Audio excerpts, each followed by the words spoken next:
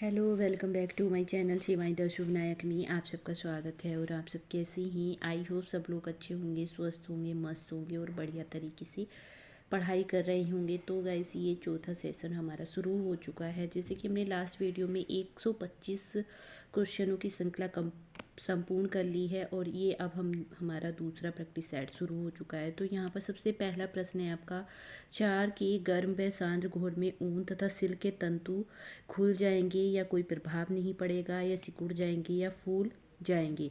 तो क्षार के गर्म व सांद्र घोल में ऊन व सिल्क के तंतु सिकुड़ जाती हैं। ठीक है। नेक्स्ट प्रश्न आता है, भारत में सर्वोच्च सिल्क उत्पादन का क्षेत्र कहाँ पर है? तो ये आपका कर्नाटक और जम्मू कश्मीर में है। नेक्स्ट आता है, एस्बेस्टोस रेशा है। एस्बेस्टोस रेशा कैसा है? तो ये खनिज रेशा है। नेक्स्ट आता है, पॉलिस्टर के लिए सर्वाधिक उपयुक्त रंजक कौन सा है? एंजोइक्स, बेसिक, डिस्पर्स या रिएक्टिव। तो ये आपका एंजोइक्स रेशा पॉलिस्टर के लिए सबसे सर्वाधिक उपयुक्त रंजक है। नेक्स्ट आता है, रेटिंग की प्रक्रिया किस रेशे के निर्माण में उपयोगी होती है? रेटिंग की प्रक्रिया रेयॉन के निर्माण में उपयोगी होती है। और रेशम के लिए वेटिंग की प्रक्रिया, यानी कि रेशम का जो धागा होता है वो बहुत हल्का होता है, तो उसको वजनीकरण करने के लिए वेटिंग किया जाता है। ठीक है। तो इसका राइट आंसर जाएगा रेयॉन। नेक्स्ट आता है, धागों का झुंड लंबाई में 840 यार्ड्स डैश के रूप में जाना जाता है? हैक, पाउंड नंबर 1 या काउंट 2। तो ये हैक के रूप में जाना जाता है। नेक्स्ट आता है, सूत से बुना प्लेन रेशा क्या कहलाता है? तो ये आपका कैलिको कहलाता है। नेक्स्ट आता है, डैश चरण में सूत कताई के लिए तैयार होता है? कार्डिंग, बेलिंग, स्लैबरिंग और या कॉम्बिंग। स्लैबरिंग चरण में सूत कताई के लिए तैयार होता है। ठीक है। इंटरलॉकिंग धागों के तानों वानों में अपनाए गए प्रणाली या डिज़ाइन के अनुसार डैश का नाम रखा जाता है बुनाई। ठीक है। कार्बनाइजिंग है ड्राइंग प्रोसेस या फिनिशिंग प्रोसेस या रोबिंग प्रोसेस या फिर रेटिंग। तो ये कार्बनाइजिंग क्या है? फिनिशिंग प्रोसेस, यानी कि कार्बनाइजिंग परिसज्जा है एक। ठीक है। नेक्स्ट आता है, मोयरिंग निर्मित होती है रंग के प्रयोग द्वारा, नमी, उष्मा तथा दाब द्वारा, या फिर गर्म रोलर्स द्वारा या रसायनों द्वारा। तो मोयरिंग निर्मित होती है गर्म रोलर्स द्वारा। नेक्स्ट प्रश्न आता है, निम्न में से कौन सी यांत्रिक परिसज्जा नहीं है? तो कौन सी नहीं है? कैलेंडरिंग, स्क्रोनाइजिंग, या फिर मोयरिंग, या सिलवट रोधी परिसज्जा। ये सिलवट रोधी परिसज्जा जो है ये आपकी यांत्रिक नहीं है, बाकी सारी आपकी यांत्रिक है। ये आपकी रासायनिक परिसज्जा है, जिसको श्रिंकेज कंट्रोल भी कहा जाता है। अब आपसे पूछा जा सकता है कि सिलवट रोधी परिसज्जा किन किन वस्त्रों पर की जाती है, कौन से तंतु पर की जाती है? तो ये आपका सूती, लिनन और रेयॉन पर की जाती है। ठीक है। ये सिलवट रोधी परिसज्जा क्या है? ये सूती, लिनन और रेयॉन का जो सिकुड़नपन होता है उसको दूर करती है। ठीक है। और ये रासायनिक परिसज्जा है। बिना सिकुड़न वाला वस्त्र तैयार किया जाता है सिंजिंग के द्वारा, कैलेंडिंग के द्वारा, टेंटिंग के द्वारा, या सैनफोराइजिंग के द्वारा बिना सिकुड़न वाला वस्त्र तैयार किया जाता है। कैलेंडरिंग से आपकी चमक दी जाती है, और सैनफोराइजिंग जो आपका वस्त्र होता है उसको सिकुड़ा नहीं जाए। ठीक है। बिल्कुल प्लेन वस्त्र बनाया जाता है सैनफोराइजिंग विधि के द्वारा। ठीक है। ये क्या है? आपकी सब परिसज्जाएं हैं, यांत्रिक और रासायनिक। अब नेक्स्ट प्रश्न आता है आपका, ग्लेजिंग दी जाती है नेपिंग से, साइजिंग से, गोंद और स्टार से, या इनमें से कोई नहीं? गोंद और स्टार से ग्लेजिंग दी जाती है। नेक्स्ट प्रश्न आता है, ऊनी वस्त्रों की परिसज्जा में खींचने की क्रिया को क्या कहते हैं? ग्लेजिंग कहते हैं, क्रेम्बिंग कहती हैं, या साइजिंग, या क्या कहती हैं? तो ऊनी वस्त्रों की परिसज्जा में खींचने की क्रिया को आपकी क्रेविंग कहते हैं। ये जो आपका ग्लेजिंग और साइजिंग है, इसके द्वारा वस्त्रों को कड़ा किया जाता है। ठीक है। और क्रेविंग के द्वारा उन्हीं वस्त्रों की परिसज्जा में खींचने की प्रक्रिया पूर्ण की जाती है। ठीक है। नेक्स्ट आता है, निम्न में से कौन यांत्रिक परिसज्जा है? Tentering, bleaching, finishing. ये जो फिनिशिंग है आपकी, ये यांत्रिक परिसज्जा है। बाकी ये टेंटिंग और ब्लीचिंग जो है ये रासायनिक परिसज्जा है। ठीक है। अब नेक्स्ट आता है, पटोला साड़ियाँ डैश द्वारा उत्पादित की जाती है? पैटर्नी, हिमरस, ब्लॉक डाइंग, या डाइंग के द्वारा पटोला साड़ियाँ उत्पादित की जाती है। नेक्स्ट आता है, कश्मीरी एम्ब्रॉयडरी को क्या कहते हैं? हैरिंगबोन, पश्मीना, फेरिडा, कसीदा। कश्मीरी एम्ब्रॉयडरी को आपकी कसीदा कहते हैं। ठीक है। कमेंट बॉक्स में बताना कसीदा कढ़ाई में कौन कौन से टाकों का प्रयोग किया जाता है। चिकनकारी में निम्नलिखित कढ़ाई के टाकों में से उभरा हुआ प्रभाव कौन से टाके उत्पन्न करते हैं। मुर्री, फंदा, तैपची, बखिया। मुर्री और फंदा जो होता है ये आपकी चिकनकारी की कढ़ाई में टाकों में से उभरा हुआ प्रभाव, मतलब चिकनकारी में जो आपका उभरा हुआ सतह बनाई जाती है, उभरी हुई सतह, उभरा हुआ जो डिजाइन बनाया जाता है वो मुर्री और फंदा टाकों के द्वारा बनाया जाता है। ठीक है, और ये जो आपका मुर्री, फंदा, तैपची और बखिया है ये सारे चिकनकारी कढ़ाई के टाके हैं। तो आपसे ऐसे भी पूछा जा सकता है कि चिकनकारी कढ़ाई के कितने प्रकार के टाके होते हैं, या फिर कौन कौन से टाके होते हैं, या फिर टाके दे दिए जाएंगे उनमें से एक आधा टाका दे दिया जाएगा कौन सा प्रयोग चिकनकारी में नहीं होता है। तो ये चिकनकारी कढ़ाई कहाँ की है, ये आपकी लखनऊ की है, यानी कि उत्तर प्रदेश की है। तो इसके बारे में आपको अच्छी तरीके से याद करना है, काफ़ी इंपॉर्टेंट कढ़ाई मानी जाती है। ठीक है, नेक्स्ट आता है प्लेकट कहते हैं सिलाई को, जोड़ को, तुरपन को या बटन की पट्टी को। बटन की पट्टी को प्लेकट कहते हैं। नेक्स्ट है कौन सुमिलित नहीं है। फुलकारी पंजाब की है, कसूती लखनऊ की है, मुर्री लखनऊ की है। मुर्री जो है ये कढ़ाई नहीं है, ये चिकनकारी कढ़ाई का एक टाके का प्रकार है।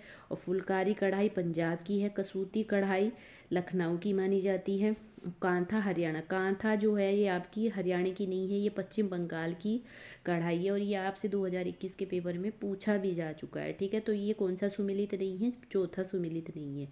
शहर जो जरी कढ़ाई के लिए प्रसिद्ध है वह शहर कौन सा है।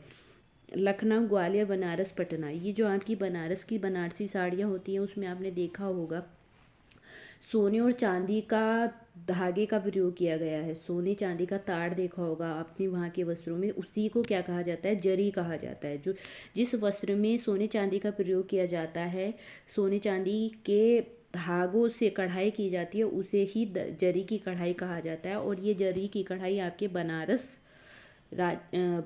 जो आपका लखनऊ का ज़िला है वहाँ से प्रसिद्ध है, वहाँ की प्रसिद्ध है। पोशाक पर लगाई जाने वाली जेब है कंगारू पॉकेट, बैल पॉकेट या योग पॉकेट या फिर बाउंड पॉकेट।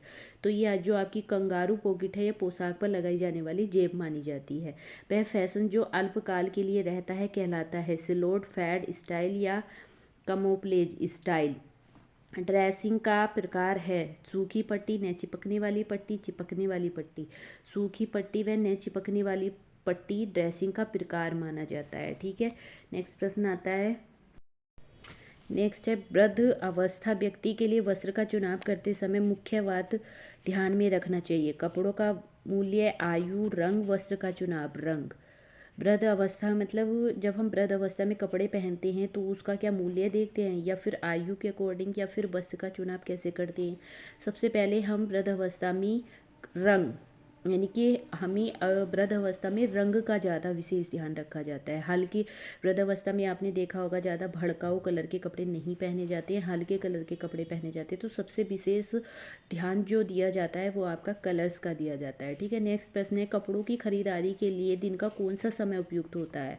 तो प्रातःकाल, दोपहर बाद, शाम, रात्रि। दोपहर बाद जो कपड़ों की खरीदारी के लिए सबसे उपयुक्त समय माना जाता है। अधिकांश लोग कपड़े में इस गुण को देखते हैं, प्रकृति, शुद्धता, निर्माण या आरामदायक देखते हैं। आप कपड़ा खरीदते हो तो क्या आप मोटा, गर्मियों में मोटा कपड़ा पहनोगे नहीं ना, कॉटन का कपड़ा पहनोगे, तो उससे क्या होता है आपकी बॉडी को आराम मिलता है। तो सबसे मतलब जब लोग कपड़ा खरीदते हैं या कपड़ा पहनते हैं उसमें सबसे पहले ये चीज़ देखते हैं कि हमारी बॉडी को सबसे ज़्यादा कंफर्टेबल कौन सा क्लॉथ होगा। तो सबसे ज़्यादा आप किस गुण को देखते हैं, आरामदायक को देखते हैं। नेक्स्ट आता है कपड़ा काटने का उचित स्थान है, हाथ में लेकर, मेज या पटरे पर फैलाकर, गोद में रखकर, या इनमें से कोई नहीं। मेज या पटरे पर फैलाकर कपड़ा काटने का उचित स्थान माना जाता है। नेक्स्ट है रेडीमेड कपड़ों के निर्माण में नाप की किस विधि का प्रयोग किया जाता है। Chest system, direct system, chest व डायरेक्ट सिस्टम, या उपयुक्त में से कोई नहीं। चेस्ट सिस्टम जो है यह उपयुक्त माना जाता है। साबुन बनाने के लिए प्रयुक्त होता है बेसन, चावल, ज्वार या फिर बाजरा। बेसन साबुन बनाने के लिए प्रयुक्त होता है। सर्फ एक डैश है, डिटर्जेंट है या साबुन है या कास्टिक सोडा है या बसा है। सर्फ एक डिटर्जेंट पाउडर माना जाता है। सूती वस्त्रों की धुलाई के समय रंग निकालने से बचाने के लिए इसका प्रयोग किया जाता है। किस चीज़ का प्रयोग किया जाता है, साधारण नमक का, सिरके का, सोडियम कार्बोनेट का, लिसायोल का, साधारण नमक का भी प्रयोग किया जाता है और सिरके का भी प्रयोग किया जाता है। लेकिन यहाँ पर दोनों आंसर है, तो आप साधारण नमक लगा लीजिए। अगर आपको साधारण नमक नहीं देखने को मिल रहा है और सिरका मिल रहा है तो सिरके को भी आप लगा सकते हो। ठीक है, नेक्स्ट इसमें सूची 1 से सूची 2 को सुमेलित करना है। तो इसमें आपका सबसे पहले प्रश्न पूछा गया है कि फ्लैट ड्राई किससे मिलाया जाएगा। फ्लैट ड्राई आपको दिख रहा होगा, यहाँ पर फ्लैट ड्राई आपका मिलाया जाएगा। इसमें लाइन पर सुखाना, तो लाइन 2 का ए आएगा और फिर उसके बाद आपका पहले का आएगा B, flat dry. Flat dry आपको ये लाइन फ्लैट दिखाई दे रही होगी, तो इसमें फ्लैट ड्राई। अब वो फिर उसके बाद ड्रेप आप देख सकते हैं, दूसरे का ये कहाँ पर आ रहा है, इसमें दूसरे का है, तीसरे में आ रहा है, तो इसका तीसरा आंसर बिल्कुल ठीक जाएगा। ठीक है, नेक्स्ट प्रश्न आता है आपका, धूल एवं चिकनाई मिलाकर बन जाती है, क्या बन जाती है, गंदगी, मिट्टी, मैल या अनावश्यक पदार्थ। तो ये जो आपका मैल है, धूल एवं चिकनाई मैल बन जाता है। पेंट आदि के दाग छुड़ाने के लिए प्रयोग किया जाता है साबुन का, हाइड्रोजन पेरोक्साइड का, तारपीन तथा मिट्टी के तेल का या ब्लीचिंग पाउडर का। तारपीन तथा मिट्टी के तेल का पेंट आदि के दाग छुड़ाने में प्रयोग किया जाता है। कालीन की सफाई करनी चाहिए कड़े ब्रश से, मोटे ब्रश से, नर्म ब्रश से या फूल झाड़ू से। नर्म ब्रश से। कपड़े धोने के सोडा पानी को कठोर बनाता है, स्वादिष्ट बनाता है, मृदु बनाता है या गंधहीन। कपड़े धोने का सोडा पानी को मृदु बनाता है।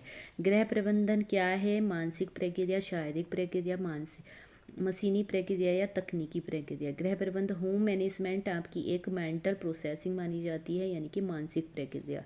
निर्णय लेने में 3 चरण किसने दिए, ओगेले, स्वामीनाथन ने, जॉन डीवी ने या श्री लक्ष्मी ने। तो निर्णय लेने में 3 चरण आपके जॉन डीवी ने दिए हैं। कौन कौन से थे, निर्णय कब लिया जाए, कैसे लिया जाए और कहाँ लिया जाए। ठीक है, ये 3 चरण जॉन डीवी ने दिए थे निर्णय लेने के।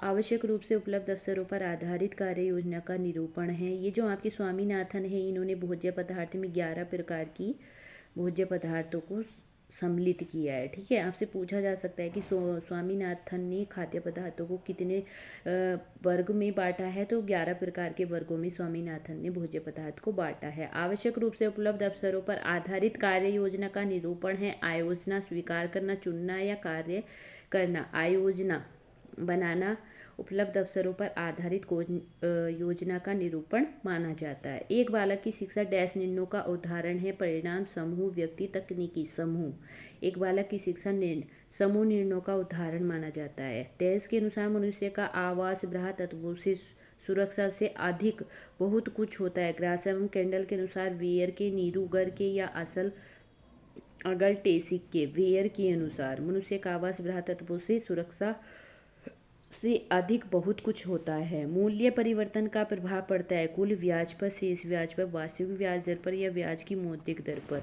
तो वास्तविक ब्याज दर पर मूल्य परिवर्तन का प्रभाव पड़ता है। नेक्स्ट प्रश्न है, मोडेल ने व्यक्ति को कार्य पद्धति में सुधार के परिवर्तनों को 3 भागों में विभाजित किया, 5 स्तरों पर परिवर्तनों में कई सुधार किए, संख्या में कुछ। तो ये जो मोडेल ने व्यक्ति की कार्य पद्धति पर सुधार किया था, 5 स्तरों पर विभाजित किया था और बाद में कुछ वैज्ञानिकों ने इन 5 स्तरों को 3 भागों में विभाजित कर दिया था, लेकिन मोडेल द्वारा 5 स्तर ही माना जाता है। नेक्स्ट आता है, कूड़े करकट के विसर्जन की उत्तम विधि क्या होती है, जलाकर, जल प्रवाह में डालकर या भराव करने के लिए खाद बनाना। कूड़ा करकट जो होता है वह खाद बनाने में सबसे उत्तम विधि मानी जाती है। ठीक है, ये जो खाद हम बनाते हैं देसी खाद, ये आपके कृषि में काम भी आ जाता है, तो इसलिए कूड़े करकट की जो विसर्जन की उत्तम विधि मानी जाती है वह खाद बनाना मानी जाती है। नेक्स्ट प्रश्न है, घर का सारा कूड़ा करकट जमा होना चाहिए, कहाँ पर जमा होना चाहिए, कूड़ेदान में, रसोई घर में के एक कोने में या फिर घर के बाहर या फिर इनमें से कोई नहीं। तो घर के कूड़ेदान में होना चाहिए। ठीक है, गृह में सज्जा अभिव्यक्ति है पति की रुचि का, गृहिणी की रुचि का, समाज की रुचि का या व्यक्तित्व एवं परिवार की रुचि का। व्यक्तित्व एवं परिवार की रुचि का, गृह में सज्जा अभिव्यक्ति की रुचि है। ठीक है, नेक्स्ट है, प्रबंध प्रक्रिया का प्रथम चरण कौन सा माना जाता है, नियंत्रण, संगठन, मूल्यांकन या इनमें से कोई नहीं। प्रबंध प्रक्रिया का जो प्रथम चरण माना जाता है आपका नियोजन माना जाता है, और ये नियोजन इसमें है नहीं है, तो इसका आंसर जाएगा इनमें से कोई नहीं। और ये जो आपका संगठन है, प्रथम प्रबंध प्रक्रिया के 4 चरण माने जाते हैं। पहला है नियोजन, दूसरा है संगठन, तीसरा है नियंत्रण, चौथा है मूल्यांकन। ठीक है, नियंत्रण में क्रॉस एवं कैंडल ने 3 नियम बताए हैं, वो आपको अच्छी तरीके से याद होना चाहिए। कौन से बताए हैं? निर्णय प्रक्रिया का प्रथम सोपान कौन सा है? उपयुक्त विकल्प का चयन करना। निर्णय प्रक्रिया का प्रथम सोपान है उपयुक्त विकल्प का चयन करना, निर्णय की जाने वाली समस्या की व्याख्या करना, निर्णय के परिणामों का स्वीकार करना। उपयुक्त में से कोई नहीं। तो निर्णय की जाने वाली समस्या की व्याख्या करना प्रथम सोपान माना जाता है। और लास्ट सोपान जो माना जाता है आपका उपयुक्त विकल्प का निर्णय के परिणामों को स्वीकारण करना। निर्णय प्रक्रिया के 5 सोपान दिए हैं ग्रास एवं कैंडल ने। और सबसे पहला जो सोपान है आपका निर्णय की जाने वाली समस्या की व्याख्या करना है। और आपसे ये भी पूछा जा सकता है कि निर्णय प्रक्रिया का अंतिम सोपान कौन सा है? तो अंतिम सोपान आपका ये है। ठीक है, इस पर लिख लीजिए, निर्णय के परिणामों का स्वीकार करना। प्रथम सोपान ये है आपका और लास्ट सोपान आपका ये है। आई होप आपको इतने 50 क्वेश्चनों का सेशन पसंद आया होगा। पसंद आया हो तो प्लीज़ वीडियो को लाइक कर देना है। चैनल पर नई है तो चैनल को सब्सक्राइब कर देना हो। और इसी तरीके से हम रोज़ डेली के 50 क्वेश्चन यहाँ पर कवर करेंगे। और ये प्रश्न आपके लिए काफ़ी इम्पोर्टेंट होने वाले हैं। ये मैंने आपको बहुत ही अच्छे प्रैक्टिस सेट से यहाँ पर प्रैक्टिस कराई जा रही है। तो थैंक यू।